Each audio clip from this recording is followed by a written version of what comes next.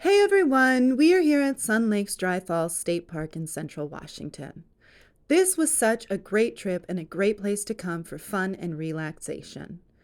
We took this camping trip in early May and the temperatures were in the 20s, compared to the coast, which was cloudy and rainy and in the mid to low teens. We got to the campground early and we were lucky we were able to check in before schedule. After setting up camp, we decided to take a small hike to Umatilla Rock. Sun Lake's Dry Falls is a geological wonder in the Pacific Northwest. You will not see water flowing over these falls. As the name implies, these waterfalls are dry.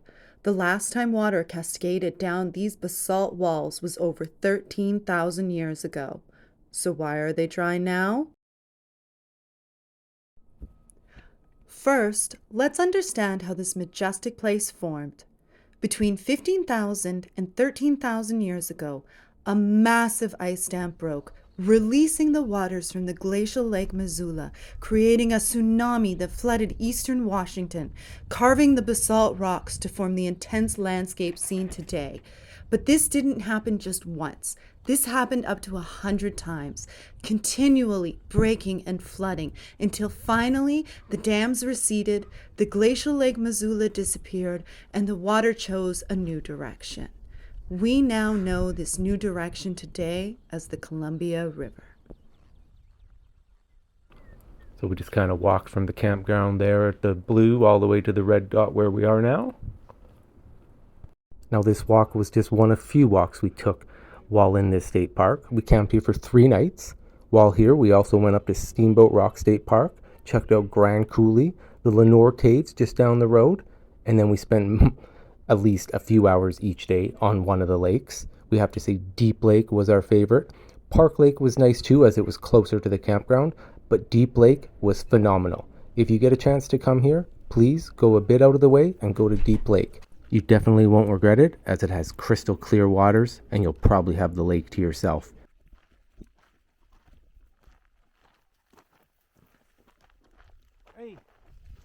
Whoa, check out all these big rocks, guys.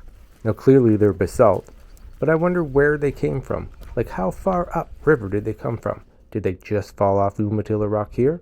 Or did they come up near Grand Coulee? Or perhaps even farther? That's the great thing about areas like this.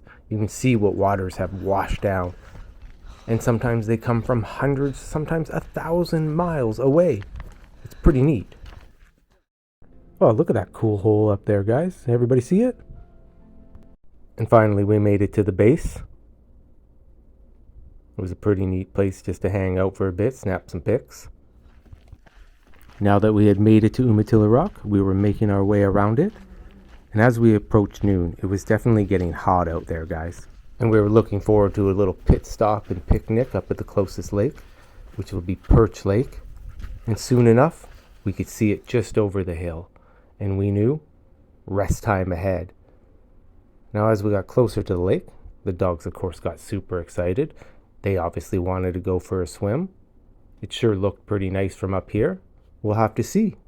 And as we got down to the lake, it seemed like the perfect place to have our lunch, sit down for a bit, maybe take a quick swim. I tell you, the water was so clear.